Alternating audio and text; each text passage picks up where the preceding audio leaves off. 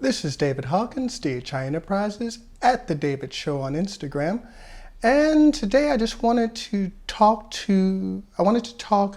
a bit more about the Panasonic GX85 slash GX80 slash GX7 Mark II. And like I said, I spent about a week shooting with the camera. A client of mine rented it, we shot it, we looked at the video on a screen, on a monitor, and we thought it looked great.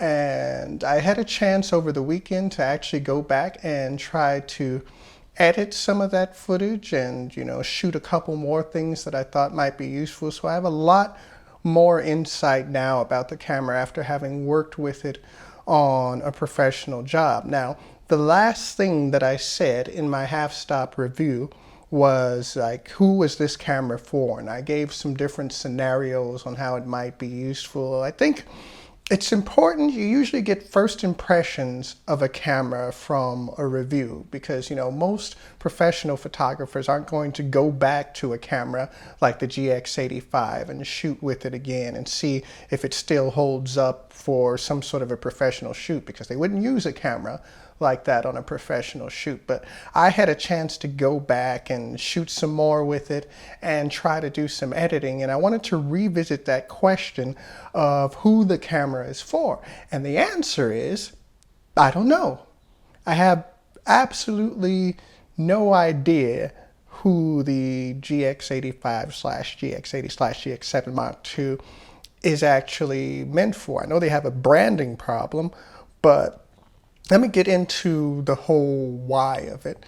I mean, first off, this is a camera that is aimed at the consumer market, not even the prosumer market, but it's aimed squarely at the consumer. Now, why do I say that? You get something like a GH4, and it has the Cinelike D flat profile for doing some color grading later in DaVinci Resolve or Speed Grade or whatever you use for that. And you can even have like a real log profile nowadays. For an extra $100 you can get the V-Log, or I think it's called V-Log L profile for the GH4. And then you have a real log that you can use to do actual correct color grading. But I remember looking through the menus before my last review on the GX85, and I remember looking for the simple Cinelike D picture style, and it wasn't there. I didn't even mention it in the last video because I just felt that maybe I was stupid and I just wasn't seeing it. But I went through and I actually checked the manual. I'm going to post a screenshot of it. And the available photo styles are vivid, natural, monochrome, L monochrome, and that's it. And standard. That's it. Standard, vivid, natural, monochrome, L monochrome, and that's it. There is no Cinelike D. There is no V-Log setting. There's no flat profile that you can really use for color grading purposes. You can use the old trick of dialing down the contrast and all that, but it's not actually the same thing as an actual log. So, which surprised me because I figured with them adding the ability to record clean HDMI out 4K to an external device and to record 4K internally at the same time, I thought maybe this was a sign that they were aiming for the more professional market. But the lack of inclusion of any kind of a log setting or any kind of a flat profile makes me think that maybe not.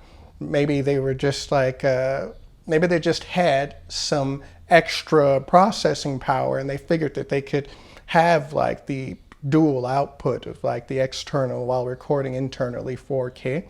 So maybe I was completely wrong about that. Another thing worth considering about the camera is that if you're shooting in 1080p, depending on what frames per second you're shooting in, if you're shooting at 24p, it's only recording at 20 megabits a second, as opposed to the 50 megabits a second that you would be shooting at in, say, the A6000 or the A6300. So that's like half the amount of data that's available in Sony's cameras and a lot of other, video cameras. I mean, a lot of other mirrorless cameras nowadays. So basically, you're still shooting at 100 megabits a second when you're in 4K. So basically, there's never going to be any reason for you to want to shoot in 1080p because, you know, you're only going to be getting 28 megabits a second, like half the data that, you know, is sort of the industry standard. So I don't see any reason why you would ever use that mode. And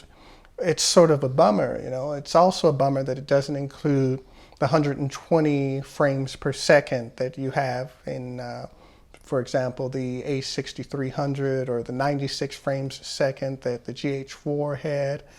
And since it has the faster processing, I don't see why they weren't able to include that feature. And while we're talking about features that aren't included, it doesn't have a flip out screen like the GX8 does. And the sensor is downgraded from 20 megapixels to 16 megapixels. And it's not weather sealed. So, but it has this incredible 5-axis embodied stabilization. So I'm kind of confused as to why this camera was released specifically at the price point that it's at and why the GX8 didn't feature 5-axis stabilization. It seems like they're just, at this point, releasing a camera as new features come out. It's like, oh, we can do 5-axis now, so let's put out a camera that has it, you know. And when they brought out the G7, which had like a better dynamic range than the GH4, it's like, hey, we can make better dynamic range now. Let's bring out a camera, you know. We can weather seal these things now. Let's bring out another camera. But they haven't released a camera yet that has all of these features. They do not currently have a camera that has 5-axis stabilization and weather sealing and a flip out screen. So it really makes me think that they're saving all of that in one package for the GH5, which only makes me think, well, why don't you just wait for the GH5 then?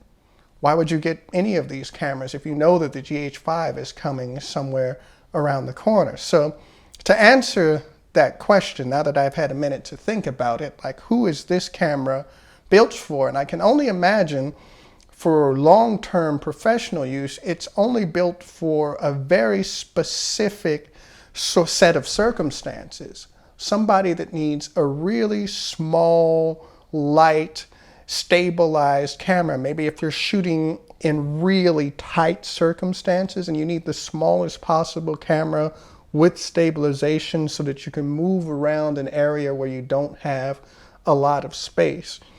I can imagine it being very useful for that, especially if you don't have to color grade the footage later. If you're just going to shoot it as is, like use it as a B camera to something else like an A7R Mark II, or even as a B camera to the GX8 or the GH4 or something like that. And you can just get that one shot that you need where you're following somebody or you're moving in the scene to get all of these different angles.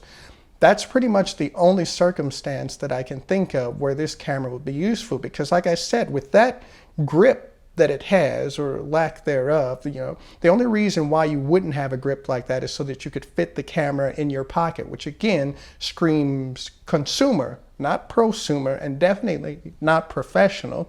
It's just, you know, something that you can take, throw in your pocket, take a couple of shots, put it back in your pocket, you know, maybe if you're on vacation or something like that. So to me, it's just their chance to try out the stabilization, see if it works, just like they were trying out the 20 megapixels on the GX8, and they were trying out this, you know, higher dynamic range on the G7.